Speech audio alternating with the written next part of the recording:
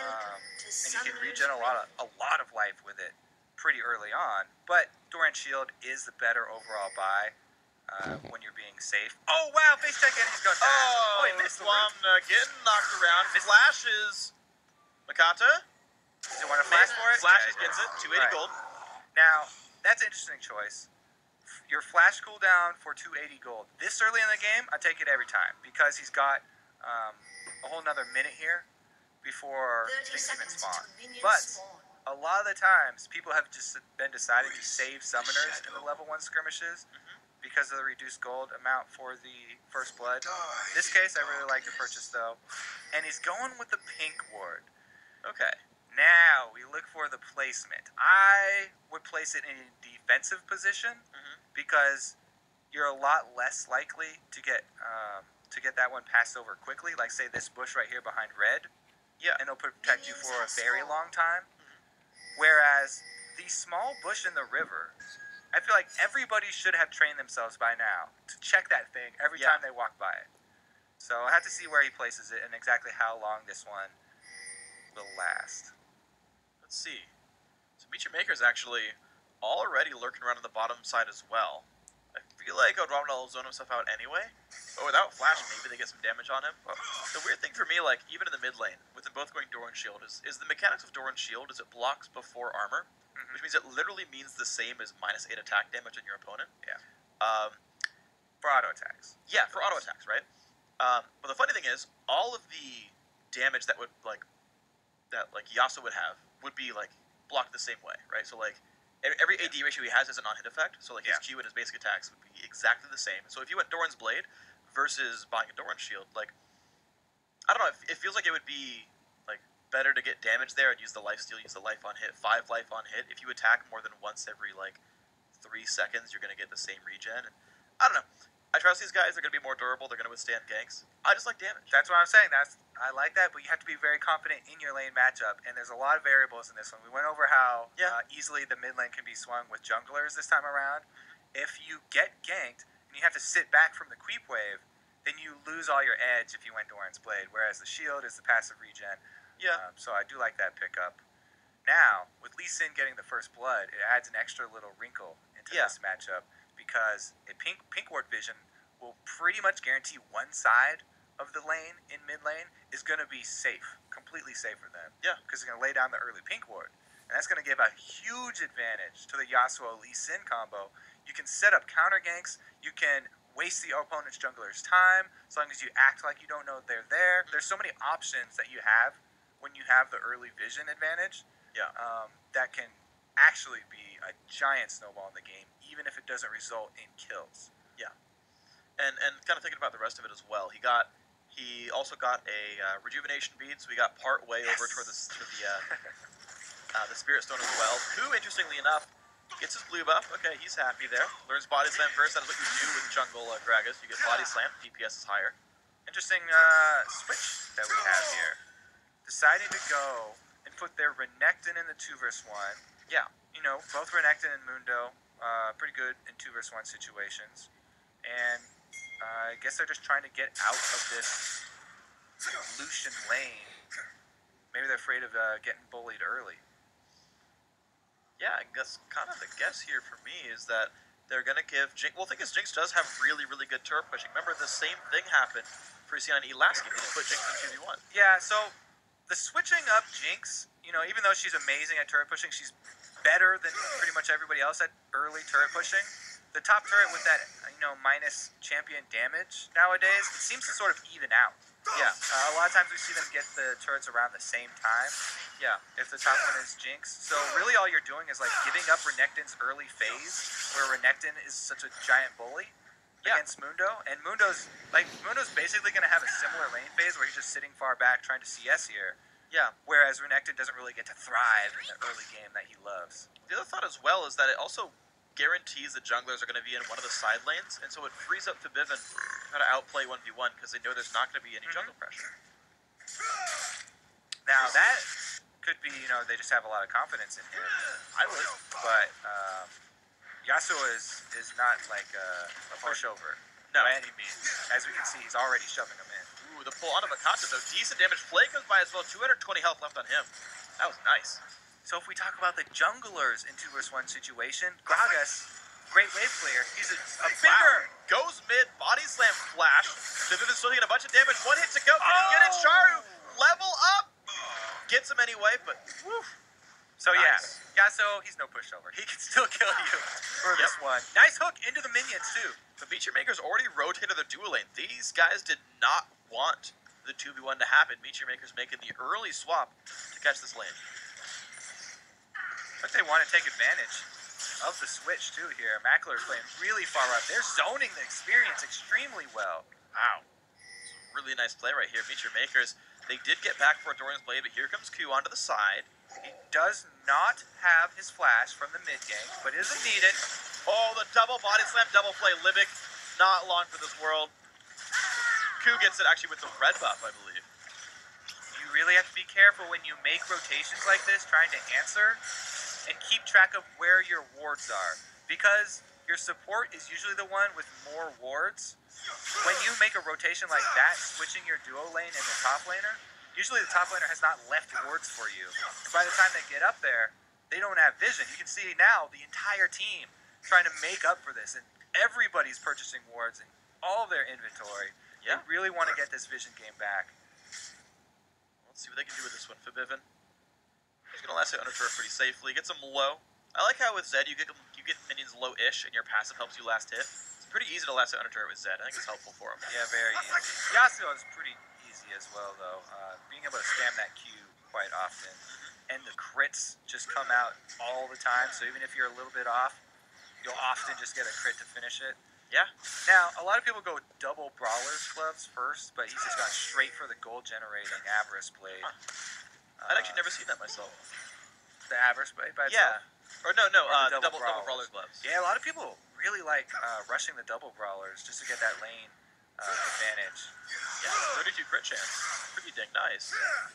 But, you know, he's going to have more gold now in the long game. And since he's, as we can see, he's already doing a pretty good job against Forbidden, Yeah. then it's the more efficient route for him.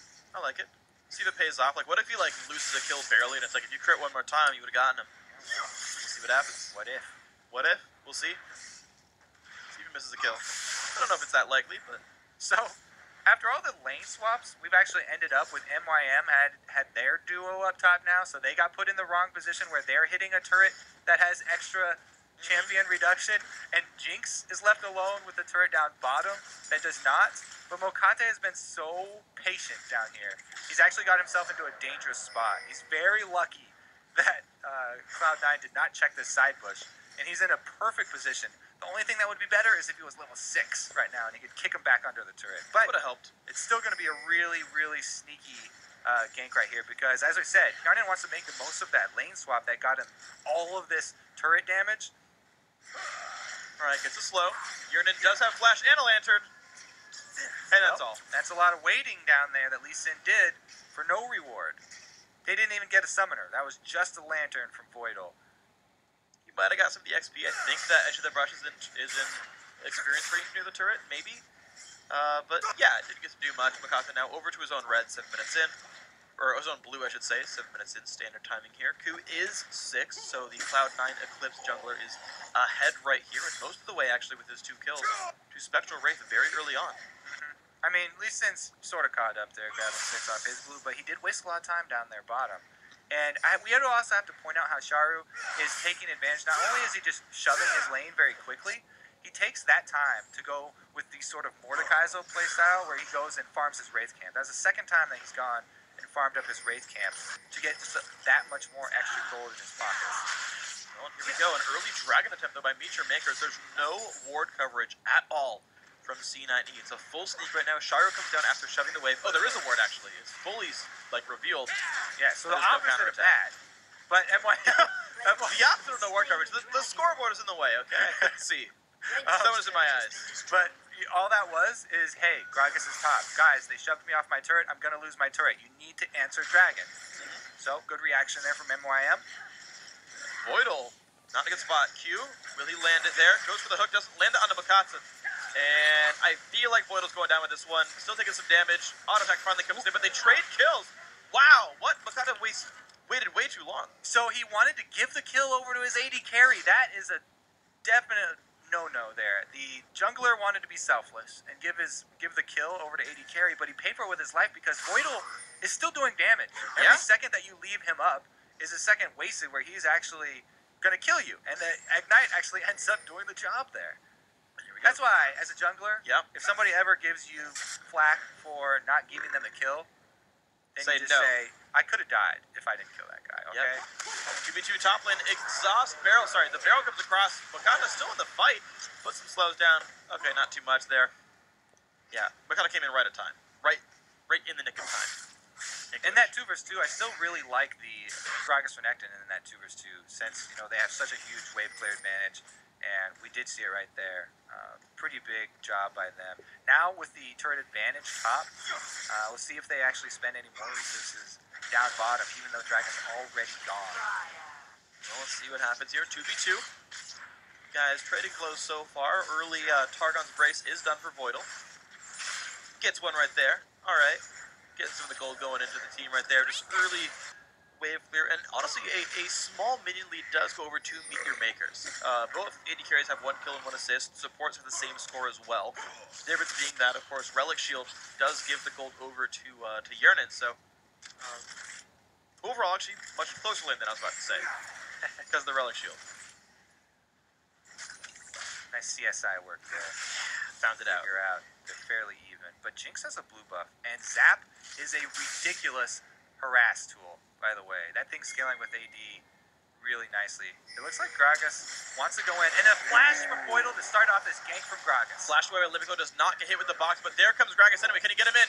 Knocks him back. Mockler is there. Nice hook lands on a Libic. The Flame Chompers as well. Not likely to survive. And they're giving the kill away. He takes some damage. Zyra passive.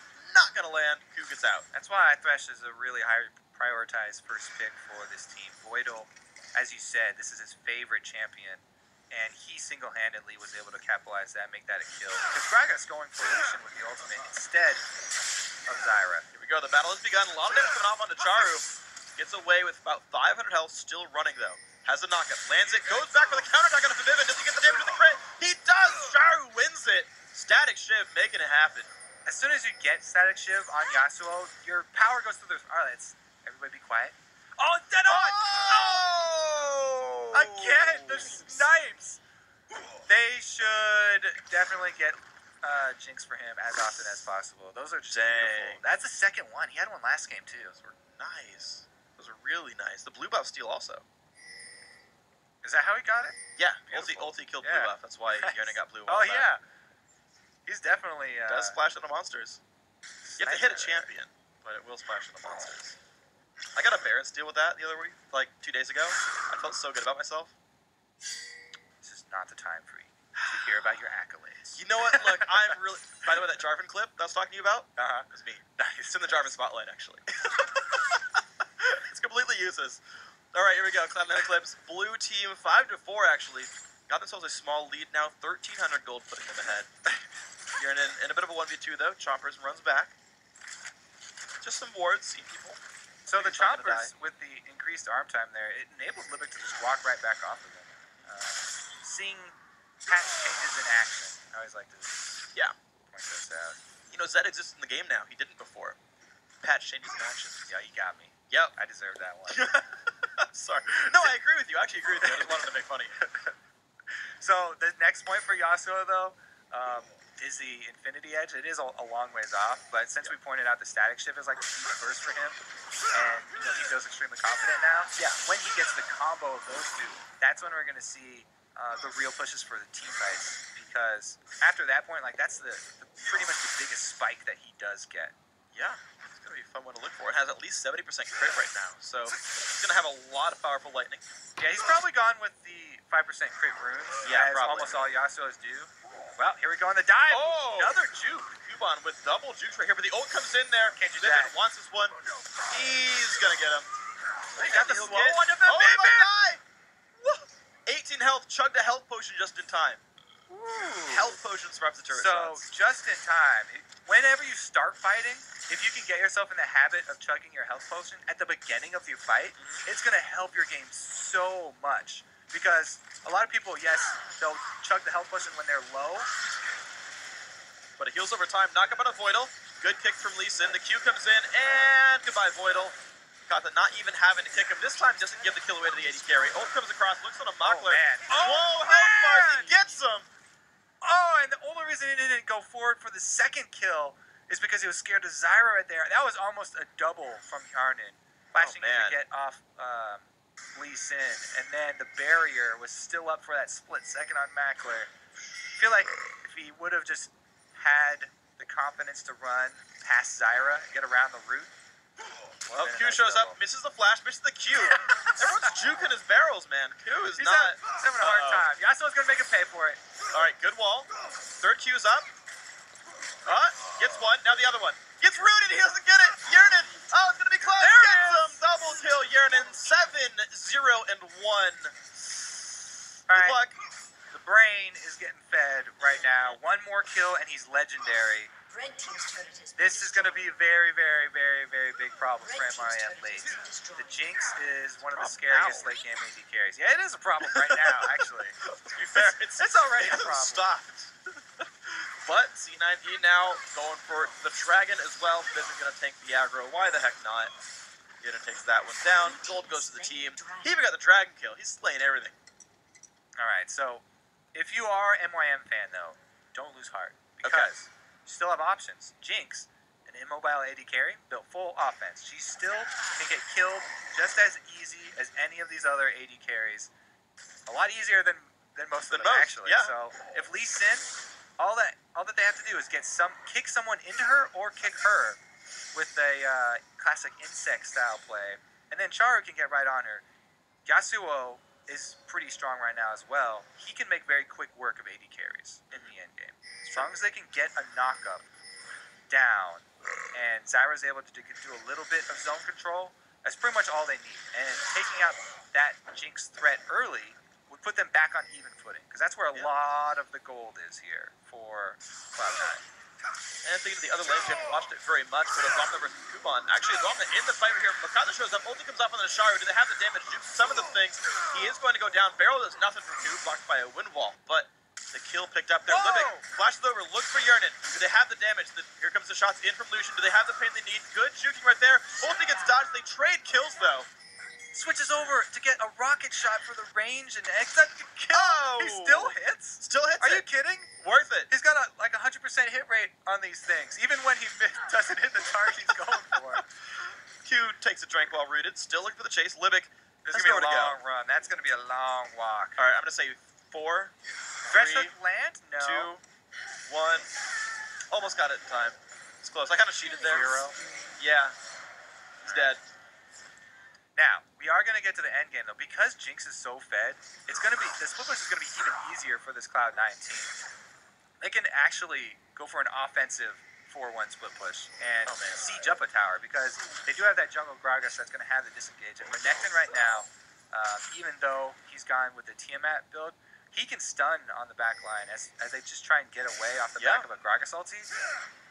They actually have pretty good defenses. You have to get through mines as well as a box. Yeah. So they have a pretty good 4-1 split push, Cloud9 right now. Okay, let's see what they do with this one. So right now it's been Kuban chilling mostly top lane. He's not hemorrhaging minions anymore, really. He's just kind of chilling with Sunfire. Like, he's getting pushed in by Azamna, but we talk about the matchup scaling. Oh, the knockup does land on for Bivin. Goes back in for this one. Sharu trying to stay in this battle. Who's going to win this one? Deathmark's going to be too much for Bivin. Wins the battle again. So his flash right there, yeah, it was unnecessary, but what he was going for was flashing to the other side of Windwall to hopefully block a Q. However, Zed had just used the Q shuriken, and there was nothing left to block. So this matchup is going the way of the ninja. There's an old comparison: ninjas versus samurais. Who's better? Right now, this game is showing us that ninjas are the superior martial artists. Because ninjas cheat. Like they don't really have a lot of rules. Nope. Samurais have a whole lot of rules. Oh, here we go. Knockback. Good flash from Makata. Where's the Jinx ult? Come on, Yernin. Be a man. It's not going to get a kill, Freak. He's not going to waste that thing. Whatever. If it hits, it's still cool. One shot, one kill. All right. If he's not going to be a kill, don't take the shot. I mean, he's using a minigun. That's like 700 shots, one kill. He's already betraying it. What a jerk. Okay, Yernin makes that turret go down. 8-1 and 1. Last Whisper is done. He actually built that last time as well, the BT Last Whisper build. Very bursty. He's relying on those ultimates a little bit more than normal. Sharu here in the bottom side is going to keep doing the split push thing, going to get his gold going. Eventually he'll get more powerful. Like, problem is he's had such a hard time fighting against Forbidden. Ninja Tabby has not helped. Armor hasn't been a big deal. Yarna getting chunked down right there. Flashes away, does not get knocked up. Culling comes in, nicely aimed, flashes over. Barrier. Mockler, can he have the damage? Trying. Oh my god! The culling does not do the job. Man, that is rough. Please buff. That is rough. It did good amount of damage though. That He was looked only good. level 10. It looked pretty good. He was 2 levels behind Yernin. One more rank of that ulti would have gotten him. Yeah, one more level. Well, Sharu. Wind wall, let's see it. Body slam comes in first. There's the wind wall. Oh man, he's still going for the turret? Slow wow. attack speed. He was low mana though. There's only one spell left. He's juking around. Knockup's available. Uh-oh, he missed it though. I don't think Ku can chase. That's not a good sign. Never mind. Oh, yeah, the shield. Give him a little boost there. Yeah, there you go. Out you go. Run along. He's little, good. Little samurai. He's Run good. Along. We're happy. Be free, Charo. Be free. All right. Oh, see? He missed one. What a scrub. Man, we need double or nothing on the next. No, it's already lost. Yeah, I guess it is. I don't believe in Yannon anymore. All right. He's going to end this game 8-11 and 2. I doubt it. It's a bold prediction there. I don't think I'm right on this one. Libic upgrading to that sweeper already. It's helping him out, but Pink Ward already in place. And he does not want to tango with Jinx. No. She is a bad dancer. He's no, Who would? He's no cutie pie. Nope. No, that'd be Kiwi Kid who would tango with Jinx. Alright, yeah. Yeah. Alright. Lying in wait. He wants a kill, but he might get himself into a poor position here. Ooh, the seed spots him. Out he goes with the shadow. So, I love setting up bush ganks like that, but you have to have the vision to back it up. Because sometimes you set up a gank and, you know, you catch a lot more than you wanted. 3 people would have been a little bit much. Yeah, so he's going to back out with this one. Sharu running around the map. He knows he can't duel the enemy mid laner from Vivin here. Top lane goes down uncontested there, so finally the Andromeda split push works out here. 196 minions. Hydra done. Kuban just sweeping up and he goes around. Yeah, I was saying that their 4-1 split would be extremely strong, but they have not even had to go to that. They're still the 1-3-1, relying on individual play. Renekton has gone the split push build, rushing the Hydra, and then going defense, so he shoves it in extremely quickly. We haven't paid a lot of attention up there because, you know, they've kind of been left to their own devices. But he's doing the exact same job that he had to do last game, and he's doing it well. Meanwhile, Zed already getting very far up there, past the ward line. Let's see where they go with this one. So they're signaling him back, his own team. Yellow team spamming onto Zed right now. He knows, like, when you get your assassin to that point, you feel so strong, you just want to go kill somebody. But the rest of his team makes the objective call here. It's like, no, stop it. Bad Zed, we're going to grab a dragon. You're going to have to find your own kill somewhere else. Okay, well, C9E now grouping back towards the mid lane. Ku grabs his red buff on the way around. Actually, no, Yernin got that one. The lower jungle is all. Sharu is still on. He's getting the most gold from his team, 213 minions. He is the guy who's sweeping up all the gold. They're putting their hopes on him, and his Infinity Edge is done. So now... Yeah, I like that, because as I said, he's the guy that's going to take out this main damage, this Jinx. He'll get in there. He'll obliterate Jinx. Yeah. If he has enough juice left to take on Zed, then that would be the hope for this MYM team. At this point, though, you know, he can take out Jinx extremely quickly. He has the Infinity Edge plus Shiv combo. Yeah. The only question is, will Zed have already killed Backler by that time? It's true. We'll see if he does it. I feel like Sharu really needs lifesteal soon. So that he can, like, do all that damage and get his health high enough that he doesn't die to Deathmark. Yeah. I think it's a requirement for him. We'll see, I mean, he might be, right, he might be able to kill Baronin, but he won't be able to survive and get out of it without lifesteal. I don't think so. Yeah. The shield's nice, right? He has more health than you think. Because by late game, it's like a 700-ish point shield. So we'll have like 2,600 health to go through, but... Yeah, we'll and see. you get 2 of those, because if you if you charge it up fully first just by walking around, and then start your fight out, after it gets burned, you can ultimate to get it recharged for free again. It's true. You get another one, a lot more tanky than he appears to be. The baller Sharu is if you can get another knockup, because he relies on himself Lee Sin and Zyra to set that up. So the timing might be difficult. We'll see what happens. Here these guys go. Okay. Yeah, did we even mention the Zyra knockup in Champ Select? I don't think we did. Maybe. I'll just say that we did. We thought that one was common knowledge, unspoken. Yeah. Mm-hmm. Goes without saying. We're good with this one. Okay, so mid lane looks like a little bit of pressure here from these guys. Ku, I think it's interesting. So C9E, they're letting Ku run around and sweep the jungle. Like all those camps were dead until now. Yeah. And they're just like holding the mid lane, letting him farm. You're right. I mean, this Cloud9 end game plan is very, very sort of greedy, I would even say. Yeah. Because, like I said, they could finish it out by doing the 4-1 split and forcing the end game. Mm-hmm. But instead, they're farming not only every lane, but they're also farming the jungle. And that's kind of a big difference between like experienced pro players and like just solo queue players. Is a lot of times the solo queue players just want to get super rich. They want to get extremely strong as I could possibly be. Whereas the experienced pro will always go to end the game immediately as soon as they can. Well, down goes Libic. He's having a rough time. 0-5-4. Picked up there by Odwamna. Helped by Ku. You're going to take a lot of damage from Baron. The team backed off. This is going in. It certainly looks a lot more flashy when you get super strong like this. Okay, you get a lot Charlotte more scratch the death kills. mark. Has the knockup available. He ran back into the base. This is rough for Vivin. He's got almost nowhere to go. Shara's ulti. Yeah, okay, the Q timed out. Now here's a trade again. Oh my god, the damage! Windwall went the wrong way! So he was trying to win while Zed and didn't see the Jinx on his back, I think. Well, they trade kills though. It is Vivin being dead, so it's a 4v4. But all the gold. There we go, the kick-in's gonna land onto a drum. The knockup comes through. Yearnin very low, chased by Kuban. Ku picks up one, trading 1-for-1 now. Kuban's still on the front line. Flashing from Libic does not land though. Wasted flash. Voidal now getting chased down. Plants come up, has the lantern. Kuban going for a Q. No flash for Voidal. He's gonna go down. 3-for-2 fight for Meet Your Makers. They're holding on. Yeah, Meet Your Makers can make Cloud9 pay for the aggressive, greedy style that they're going for because Vivin goes for that all-in dive at the base. They're able to turn it around. That threat being off the board means the main one left is Jinx, and they're able to take him down early. And I gotta point out though, so we talked about the duel with Char. Ku doesn't go anywhere with the body slam. Kills it anyway. All planned. Wow, alright, that happened. Didn't even bury her. All he has is a death cap on top of the spirit of the Spectral Wraith too. It's worth 80 AP. It's not like he's got even two main items here. Just blasted him. Yeah, good stuff. No This defensive barrier items. is still up. He did not expect that. No, he didn't. Mackler still has his barrier. He met his Mockler there. So, but I want to talk about the Shara versus... I'll let it go. All right. It was good.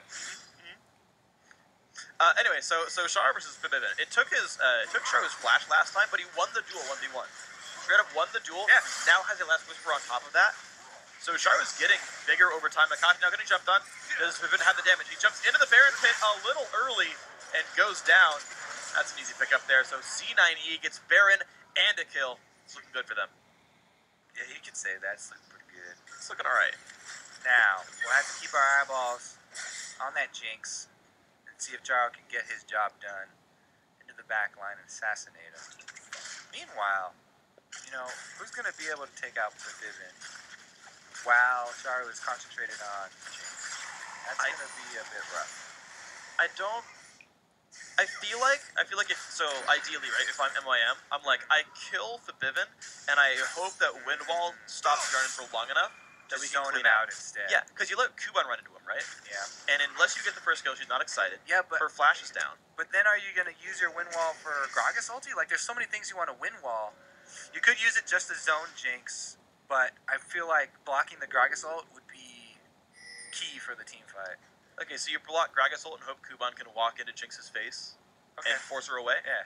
Because Kuban's doing pretty well. Randuin's Sunfire, knows he's fighting mostly physical damage. Yeah, that's... He can hopefully dodge Ku, because Ku's gigantic. That's what the Windwall's for. And then they only need armor to survive the fight. 3 items on Chara. He's big right now. He's way more threatening to Mockler by a lot. Mockler's having a rough game. I mean, 180 minions at 28 minutes. Yeah. Doesn't even have Trinity Force yet. That's the problem, is Mockler doesn't do much in fights right now. Yeah, look at that. The Jinx has four items. It's excessive. He does have 9 kills. Coup walking back and forth there. Does get hit with another cleaver and the flash. Wow, forced to flash. Okay, but that's still like things that we're now seeing go MYM's favor. They're still on 13K. This could be still the end game push for C9E, but MYM aren't giving up. Zed's knocking at the door, but that's going to force Sharu to at least clear that top wave, and it'll be a split-second 4-on-5 here in the mid. It's enough for the turret here. MYM regrouping to defend this. Coup actually is not even a 4-on-5. Coup's not even there. C9E with less people getting the turret anyway. Buff, of course, helping. Focusing on the inhibitor. No one engaging yet still. Well, they've actually grouped up here, Cloud9. It's very hard for MYM to go for that hard engage. They're more of a counter-engage team since they have Zyra. It's a long-range knockup that they're going to have to land onto a priority target for them to go. Damage on the portal, limit, caught around, put the ulti down. Here we go, Yearnin. Can they get the knockup? Can they get any damage at all? Sharu finally comes in late. What's he find there? Shields come across, they trade blows back and forth, but it's a 4 versus 1 on the map. Cloud9 Eclipse about to close the game out. Yep, we answered the question right there. He can take out Jinx, but nobody else. Congrats to Cloud9. Really strong early play. So a 2-0 for Cloud9 Eclipse. When something catastrophic happens, they will be facing Ninjas in Pajamas a week from now in the LCS studios. Meet Your Makers. It's going to be in a third place game, though. We're going to have that one on Thursday. Another important one. C9E showing themselves very well. Had an early game loss in game 1, pulled it back anyway. Yeah. Game 2 felt even more